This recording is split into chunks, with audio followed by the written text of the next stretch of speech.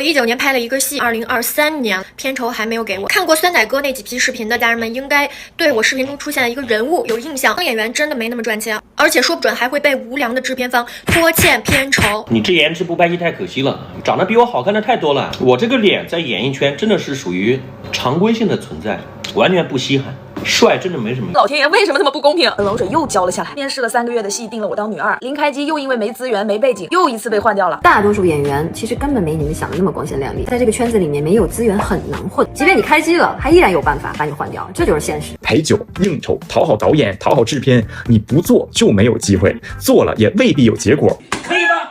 你快！你哭什么快？你演什么戏了？演，拍！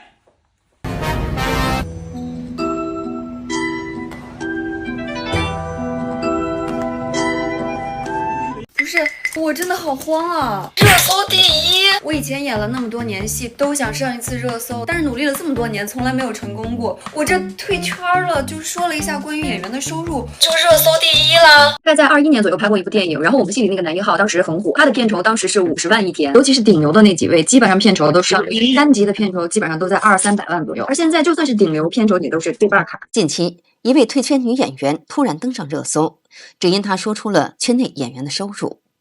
据她所说，现在无论是明星还是普通演员，在圈内都不好混，包括 Angelababy 快1000天没有进组，刘亦菲将近800天没有进组，王一博500天没有进组。而这也并非偶然，主要原因是片酬大幅下降，剧本越来越少。以前是抢演员，现在是抢预算。他身边不少的演员朋友，甚至为了拿到结尾款，到剧组去讨要。我之前听说过一次特别离谱的事儿，就是我一个演员朋友，他杀青了之后呢，这个剧组一直都没有给他结尾款，很多演员呢就一起去剧组要账，反被锁在酒店，不但不给结账，还对他们进行了恐吓。现在此刻2026，家里没有一定的经济水准，没办法进演艺圈。现在环境不好，很难等到机会，所以你必须要很有兴趣，然后家里可以让你不工作又可以生活。我不会再跟任何公司合作，不可能。不要来做演员。我想跟他说的是，做演员其实没有想象的那么简单。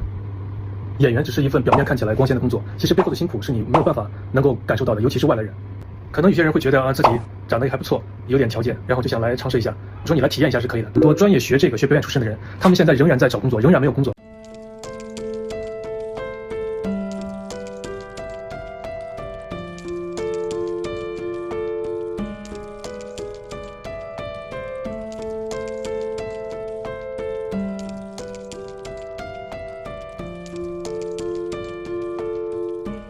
别再被娱乐圈的光鲜给骗了。我在这个圈子做了10几年制片人，那今天说一点真正没人敢往外说的内幕。你们看到的甜宠、深情、兄弟情，90%的剧本，你想红，光有演技没用，没人脉，没有背景，不会来事儿。你再努力，也只能在底层跑龙套。我真的见过太多女孩子怀揣梦想进来，最后被割得面目全非；也见过太多家长砸钱捧孩子，结果被骗得人财两空。但这个圈子上位靠手段，走红靠运气，长久靠人品和脑子。干净的不是没有，真的太少，不是吓唬你，是希望你能清醒一点。有制片人坦言，娱乐圈潜规则早已不是秘密，但同时又强调，选择接受还是拒绝全凭个人。因为圈内高阶玩家都是把这件事情包装成爱情追求某人，实际上就是短则关系，一部戏结束就会分手。但需要注意的是，就算演员接受这样的关系，也未必就能成名，甚至还要付出惨痛代价。大部分演员其实都是浪费时间了，只有极个名的成名了。通过哪些途径可以结识金主？娱乐圈饭局，或者通过熟人介绍，一般的时候都是自己经纪公司老板包办的，因为彼此有信任基础。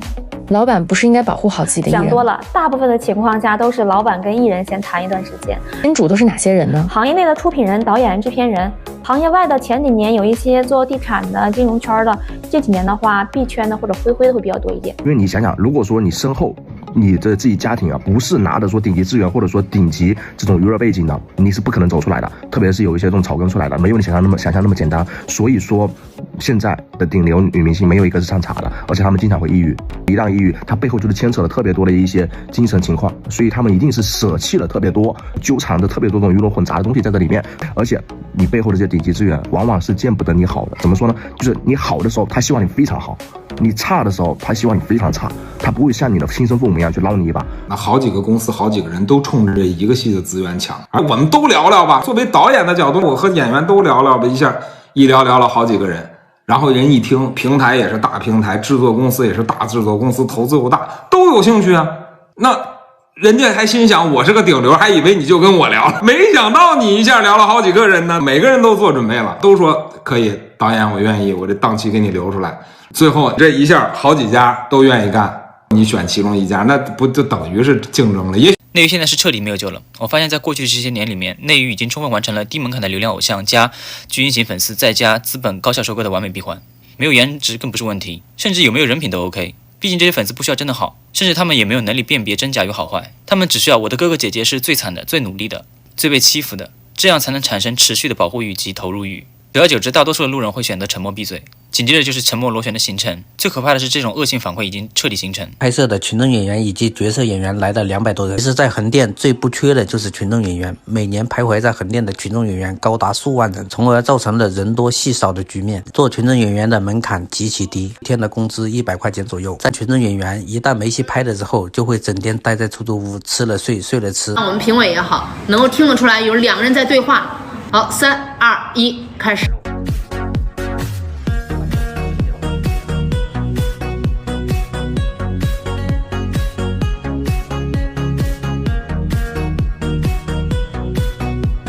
3、2、1，走！让你更有本事，让你破坏家庭，让你让我不开心，闭嘴！有圈内人直言，每年北电、上戏、中戏都有那么多帅哥美女。刚出校门的时候，他们意气风发，信心满满，要当明星，要拍大戏。结果3、5年后，一大半的人就消失得无影无踪了。因为这一行最残酷的真相是，你以为签个公司就有人捧，以为跑组就能碰到伯乐，但真进组后才发现，很多经纪公司签了你也不推戏，不给资源，不给机会，就是把你晾着，耗个3、5年，最好的年纪白白浪费。还有更现实的，无论是在北京还是横店，都需要租房、吃饭、交通、建组、打扮，样样都要钱。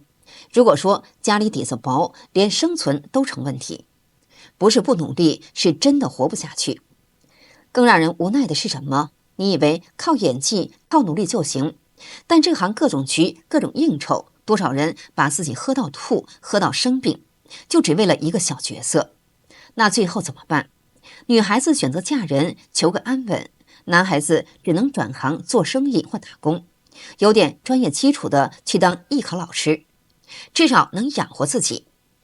不是他们不热爱艺术，没有梦想，是在中国，在我党的领导下，娱乐圈从来不是你好看、你科班、你努力就一定能出头。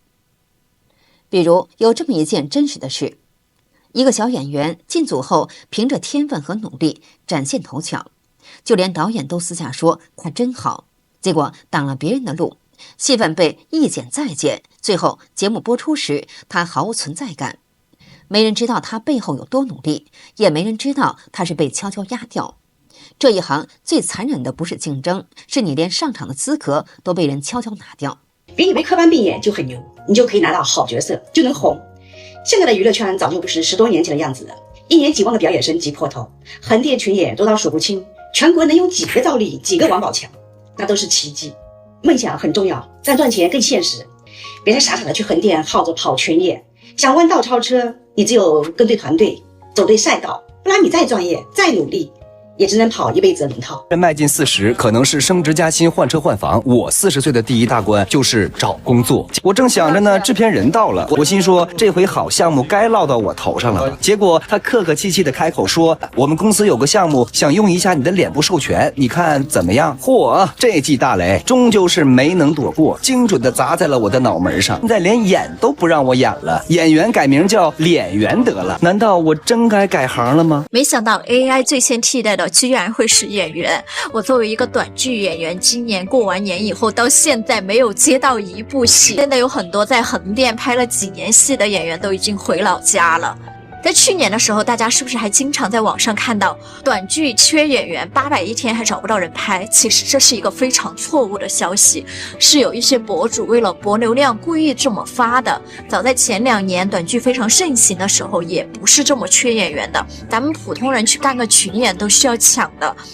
导演缺的是想花800找8000的演员。我们所处的这个时代呀，并不是缺少内容。如果一个真人实拍的东西都没有打动人，那你换成 AI 这个缺乏活人感的东西，情况会变好吗？当我打开手机，只能看到一波接一波的数字人；当我走进电影院，又是一批僵尸袭来。确实，它降本增效了啊！过去拍1部的成本，现在可以拍10部，但是观众需要的是数量吗？所以说，这些机制的调整，包括 AI 的出现，影响的第一是新人演员，第二就是如果你一直以来你演戏的人脉资源，你认识的导演、制片、选角都是一些小城市公司为主的话，那一定是影响了你的资源的。那还有一个群体受到的影响比较的多，那就是日薪在5000到1万的男女主，他们往往是演一些小预算项目的男女主。那现在这些小预算项目都不拍了，这些男女主他们就不得不只能降价，千万不能营造出一种现在人人都要去做 AI 的这种假象。我们很多人演戏是因为真的很喜欢表演，喜欢在戏里面释放自己的那种感觉。那很多观众他们喜欢的也是这个人他亲自演的一个过程。这位博主直言，今年3月他在横店一整个月接了3部短剧，4月尚不知能否接到戏，毕竟现在1个月一变化，只能走一步看一步。他提到最近看了几部 AI 短剧，结果发现前几集还行，但后几集就变成了 PPT， 而且这种现象非常普遍，所以他认为 AI 短剧不可能代替真人演戏，因为实拍的东西和 AI 明明就是2个赛道2件事。不是所有人都想跟 AI 做结合，也不是所有人都想去研究 AI。他呼吁，不管是同行还是媒体，可以为 AI 的发展感到自豪，为科技的进步感到骄傲。但不管是做报道还是发影片，请一切都要基于事实，不要夸大 AI 这个东西。千万不能营造一种现在人人都要去做 AI 的假象。好了，今天就和大家聊到这里，请记得点赞、订阅、留言并分享给您的朋友。感谢您的支持，我们下期节目再见。